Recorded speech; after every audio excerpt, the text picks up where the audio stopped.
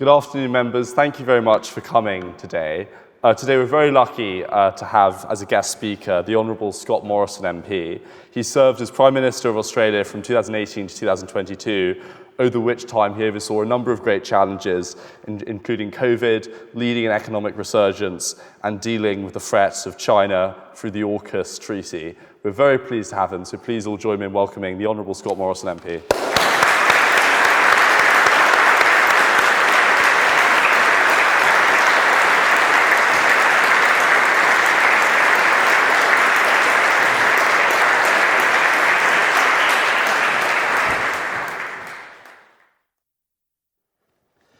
Well, thank you very much, Matthew, and thank you to all of you who have come here on what is an absolutely gorgeous sunny afternoon here in Oxford. It is a great privilege to be joining you in an age of digital echo chambers and cancel culture. The Oxford Union certainly stands apart. It refreshingly upholds freedom of speech and the contest of ideas, and I was therefore very pleased to receive your kind invitation to come and address you here today, as so many of my Antipodean colleague former Prime Ministers have been here in this very chamber. So thank you very much. It's an honour for which I'm grateful. This evening, what I'd like to do is discuss with you our global rules-based order that favours freedom, why it matters and how it is being threatened, and what we must do to keep it.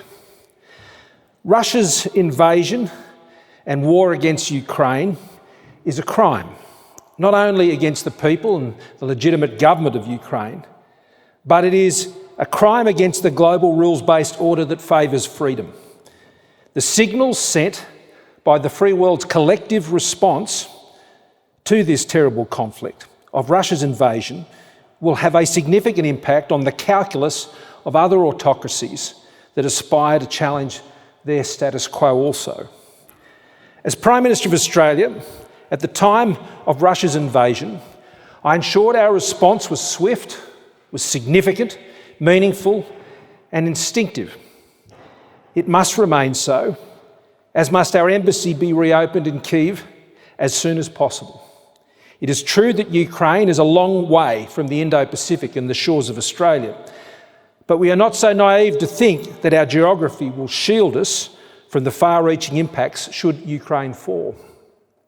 If Russia withdraws, then the war is over. If Ukraine falls, then not only is Ukraine over, but autocracy has gained a further foothold in its bid to change the rules of the global order in their favour. Russia is not alone in this objective. That is why it is essential that we all continue to stand with Ukraine. I therefore want to especially commend the UK government, who have been a mainstay of the free world's response. 2 years ago, as Prime Minister of Australia, I accepted Prime Minister Johnson's kind invitation to participate in the G7 Plus dialogue at Carbis Bay in Cornwall. It was my third such invitation to attend the G7, and the G7 remains a very important grouping of the world's leading democracies with market-based capitalist economies. For several years prior to this meeting, Australia had taken a series of decisions to stare down the coercion of the Chinese government. In response, the Chinese government doubled down, cutting off diplomatic engagement, applying illegal trade sanctions, and engaging in a concerted public and diplomatic campaign to denounce and undermine Australia. In November of 2020, the Chinese government's embassy in Canberra released a list of 14 points summarising their grievances with Australia and particularly my government. They included denying foreign investment in critical assets and infrastructure under our foreign investment rules, preventing Huawei and ZTE from involvement in building our 5G network. Australia was the first country to do this. Establishing laws to protect against foreign interference in Australia's domestic politics and our institutions. Enforcing our espionage laws against Chinese nationals.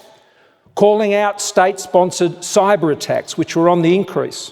Making statements critical of China's actions in the South China Sea, in Hong Kong, in Xinjiang and in Taiwan. supporting freedom of speech in our parliament, our media, our think tanks, and calling for an independent inquiry into the origins of COVID-19.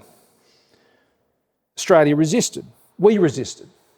Beijing calculated we would succumb, trading our sovereignty and break with our allies in return for continuing an economic and diplomatic relationship with China. But they failed. Had Australia relented at that time, the Chinese government would have had a successful game plan to split the West and their like-minded partners in the region. We called it out and we weathered the blows that then came our way for standing up for our sovereignty. At Carbis Bay, I put it to the leaders assembled that Australia lived on the front line of the grey zone conflict in the Indo-Pacific, where the plates of freedom and autocracy were colliding and continue to collide. I paraphrase Benjamin Franklin, saying we had a global rules-based order that favours freedom if we can keep it. I distributed to each of the leaders the 14 points from the Chinese embassy and asked them which of these would they be prepared to concede or compromise. I argued that like-minded countries that favoured freedom and their own sovereignty had to further reinforce their ties and boost their resilience against growing assertiveness from these autocracies. I said this resilience required increased defence and security cooperation, reinforcing and protecting trade, supply chain and financial linkages, coordinating diplomatic efforts to protect the integrity of global institutions and demonstrating domestically the effectiveness of liberal democracy and market-based economies in action. Now, these were not just words from Australia. We had already stood our ground and worked closely with India, Japan and the US to establish the Quad Leaders Dialogue, which I was pleased to be a founding member of. We were advancing bilateral defence, security and economic partnerships in the Indo-Pacific with our neighbours, including Indonesia, Singapore, Vietnam, Thailand, Japan, India again, and South Korea. In fact, ours would be the first government of any nation to achieve a comprehensive strategic partnership with ASEAN, the Association of Southeast Asian Nations. We had also significantly lifted our investment engagement in the Southwest Pacific with the Pacific Step-Up program. Now, all of this was positive. However, our actions were not confined to the diplomatic sphere. We required a transformational lift in our defence posture and capability. Our government restored defence spending as a share of our economy to over 2%. We embarked on an ambitious program to expand and deepen our defence capability, especially in the maritime domain. This included, in 2016, the decision to build 12 new conventionally powered attack-class submarines. Now, as Prime Minister, it became very clear to me in late 2019 that these submarines would likely become obsolete before they even got wet. Such was the pace of Chinese militarisation, the development of their anti-submarine warfighting capabilities, and the deterioration of the strategic environment in the South China Sea in particular. Australia needed the nuclear-powered option. And while this would mean ultimately cancelling our contract with the Naval Group and disappointing a friend in France, our national security interests simply demanded it. That is why they call them hard decisions. Over the next 18 months, we worked with the United States and the United Kingdom to convince them both that we could take on building and operating nuclear-powered, conventionally armed distress submarines. And this led to AUKUS, Australia, UK, United States, bringing us all together in the most significant defence agreement Australia had secured since our formal alliance with the United States through ANZUS more than 70 years before. At Carbis Bay in late June 2021, Prime Minister Johnson, President Biden and I met quietly to pull together the arrangement, and AUKUS was later finalised and announced in September. This was the first time the US had agreed to share their nuclear submarine technology since 1958 with the United Kingdom. Although a very important second pillar of AUKUS was established to focus on the trilateral development of frontier defence technologies in areas such as quantum and AI, and to integrate our defence industrial bases to support them. Now, in a demonstration of the bipartisanship so essential for the success of AUKUS, In each country, in March this year, the new Labor government in Australia followed through on our AUKUS initiative, announcing with the US and the UK the outcomes of the 18-month optimal pathway project for nuclear-powered submarines that we had initiated. The AUKUS agreement and the Quad leaders' dialogue have become the most significant checks to China's assertiveness in decades in the Indo-Pacific. This followed a period where the West had wrongly believed that China's economic success would lead them to embrace freedom, liberal democracy and a market-based economy. Didn't happen. As a consequence, we watched the Chinese government turn disputed island atolls in the South China Sea into what are virtual stationary aircraft carriers, build a substantial nuclear arsenal, establish a fleet of nuclear-powered submarines and a soon-to-be commissioned second aircraft carrier. China has spread their financial net, signing up almost 70 nations worldwide to their Global Development Initiative. They have dominated critical supply chains for new energy technologies, especially in critical minerals processing, and steadfastly have expanded their portfolio of global institutional bodies they chair or influence, especially standard-setting bodies through the United Nations. In 2022, the Chinese government launched what they called their China Global Security Initiative, which effectively argues for hegemonic franchises around the world. This would grant large powers, such as China and Russia, a veto over security arrangements in their regional neighbourhoods. Now, the conclusion I draw from all of this action and this evidence is that the Chinese government is not interested in maintaining their status quo. The Chinese government seeks to assert itself, not just in the Indo-Pacific region, but beyond, especially in the developing world. The Chinese government seeks to alter the world order into one that better favours their interests, one that I would contend favours power over freedom. These aspirations are shared with other like-minded autocracies, such as Russia, Iran and North Korea, who together with China as Prime Minister I referred to as the arc of autocracy. While these countries may have a history of antipathy towards each other at various times, in these issues of challenging the global world order, their interests are aligned. Now, we must not underestimate the appeal that China's alternative presents to leaders and governments in the non-liberal world. The alternative being offered is a transactional one, devoid of common values, where finance, economic and security guarantees come without transparency or accountability, but for which there is a clear quid pro quo. This constitutes a real threat to the global rules-based order that favours freedom, I believe, as we know it. This threat must be seriously addressed. Henry Kissinger recently argued in his recent 100th birthday interview with The Economist, which I'd commend to you in May, that preventing the catastrophe of a global conflict required preventing aggressors from imposing their will early enough so that they could not achieve military dominance. He argued that deterrent and détente had been greatly underrated in their effectiveness to avoid war and sustain peace, noting it had prevented nuclear war for 75 years. Failure to provide a clear and credible deterrent can become an invitation for conflict. That was the tragedy of the 1930s, which Churchill warned against. We cannot repeat that mistake, and it will require the biggest shift in investment and cooperation of like-minded countries since the Second World War that favour freedom. The good news is that this has truly begun. AUKUS and the Quad leaders' dialogue are prime examples, but there are many others. The most recent, the arrangement reached between South Korea and the United States, arrangements with the Philippines and many others. The reunification of Taiwan is certainly on China's critical path to assert itself beyond the second island chain and establish hegemony in the Indo-Pacific. And this is the most likely flashpoint that can lead to conflict. It's truly necessary that we address this because we know, and I believe that China has no intention and no desire to invade Taiwan. But will do so if A, it becomes necessary due to the inability to achieve this goal by other means, and B, the military calculus adds up.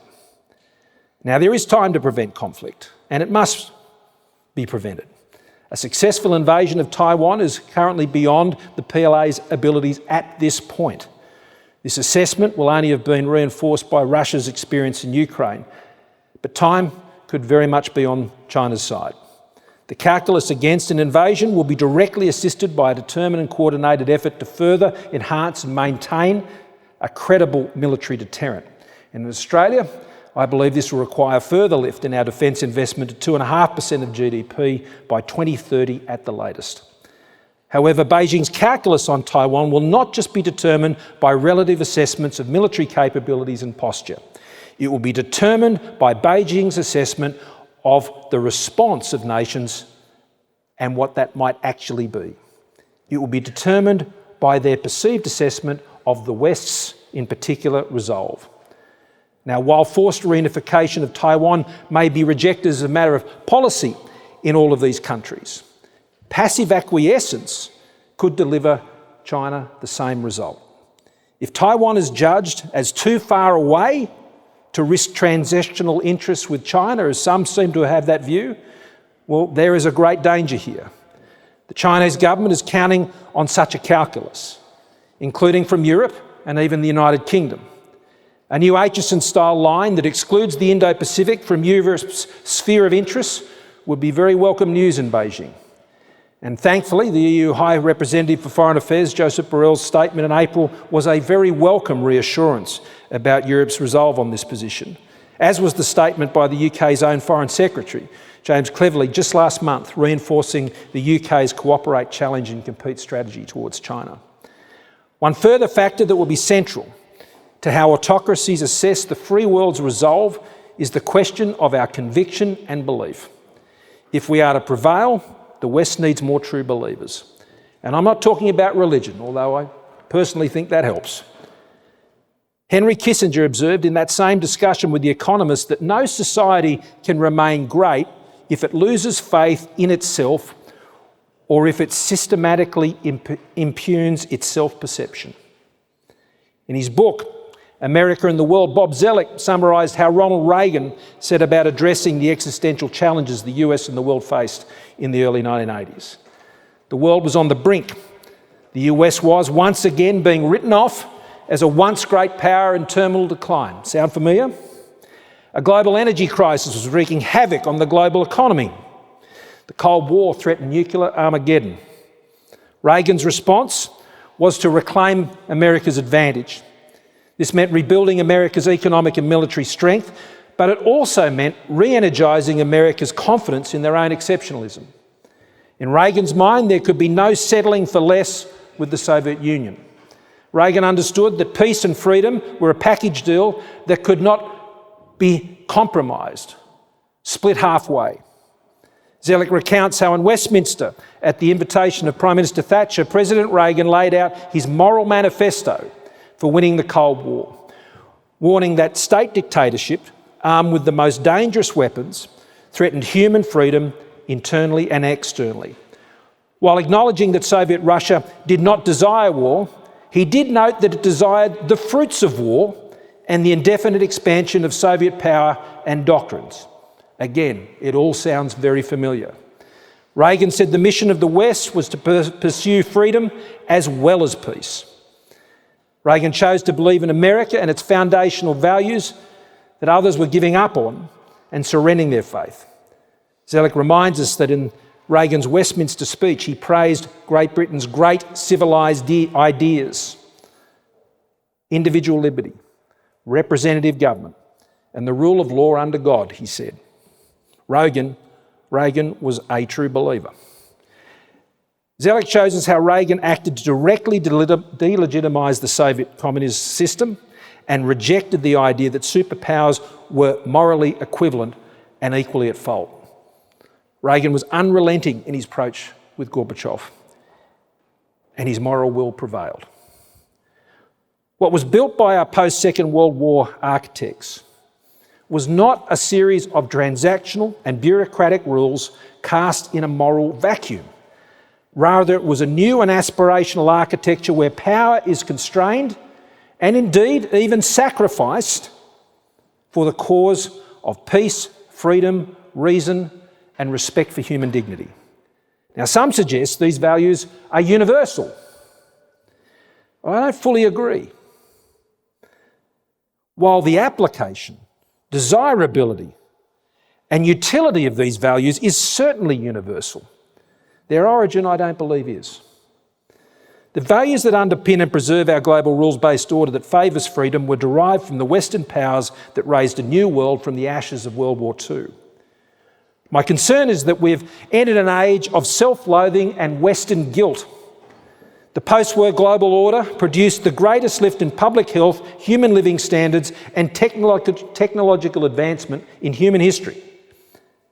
Now, this is not to deny our faults or the many egregious injustices they produced, but it is possible to acknowledge our faults without condemning our Western society. In our enthusiasm to disown our transgressions, we are failing to also appreciate the reasons for our success. We are surrendering our optimism, we're frightening our children, and we're forfeiting confidence in our Western model of freedom, representative democracy, and a market-based entrepreneurial economy to overcome the great global challenges we face, including climate change. The enemies of freedom welcome such an appetite for self-loathing with open arms. We must assess our past with humility and grace. When we rightly denounce abhorrent practices of the past, let us also be careful how we judge those now in their graves. It is highly arrogant to think that our generation, or yours, would have easily translated our present-day values, our present-day morality to earlier times had we been there at the time. Our current generation, our generations, is the beneficiary of centuries of Judeo-Christian moral influence that has thankfully fine-tuned our society's sensibilities. We like to pretend this modern morality is somehow self-evident, that it's intrinsic to our humanity. I think this is nonsense. Human history tells a very different story. Our society has become better. We are the moral beneficiaries of this improvement, an advantage our forebears did not have. Take slavery, for example. Slavery and its industrialisation was most certainly an abhorrent Western practice. But it was not unique to Western society, and nor did Western society invent it. It is as old as human history itself. What is remarkable is not that slavery was practiced in the West, but that the West recognised it was morally repugnant and abolished it right here in the mother of all parliaments in Westminster. That's what the West does. Western society is fundamentally reformist, guided by a core set of values. This is a virtue. Western society does not pretend to perfection, and nor is it static. We're just not perfect yet. And that finishing line will forever recede, but we yet continue to humbly pursue it and head in the right direction, pressing on. Our Western society's reformist nature can be traced to our Judeo-Christian values of repentance, grace, and redemption. The realisation that slavery was evil did not come from enlightened secular humanism, but the transformative impact of the Christian faith on a group of societal reformers known as the Clapham sect here in the United Kingdom, most notably William Wilberforce. And their wild evangelical activism impacted British society and Western society more broadly. In numerous other ways, reforms to child labour laws, public education, healthcare, prison reform, support for the unemployed, even the protection against cruelty of animals was all championed by the Clapham sect and was turned into law in the mother of all parliaments. The late Lord Rabbi Jonathan Sacks credits such Judeo-Christian influences as the foundation of Western morality and liberty by acknowledging the dignity of every human being as being created in God's likeness. Judeo-Christianity strives for an objective truth and standard beyond self, tribe, nation, or even culture. And Sacks argued in his final published work, Total Morality, remove the moral matrix of civil society and eventually you get the death of freedom. This is the wrong road to take, he warned. And for this reason, he gave that warning. He warned against the trend to moral relativism, increasingly evident in Western society, as a likely source of its undoing. So, our global rules-based order that favours freedom, it is a modern miracle that bucks the trend of human history. Peace, security and respect for human dignity is not our natural state as human beings, so we must work together to hold on to it and sustain it. Our ambition must not be simply to live in a world without fighting, but to live in a world that is worth fighting for, to protect and to defend it. President Reagan and Prime Minister Thatcher knew that the West was right and was prepared to stand up for it and not compromise it. The West must put away the sackcloth and ashes and get back to confidently championing the freedom, peace and stability that was gained through the sacrifice of a generation during World War II. By all means, let's be candid about our failures and reconcile with our past, but not at the expense of yielding advantage to those who would seek to take away our liberties. Let us be at least as diligent, as courageous, moral, innovative and compassionate as those who gifted us a world-based order that favours freedom, so that we may keep it and pass it on in good repair. Thank you for your kind attention.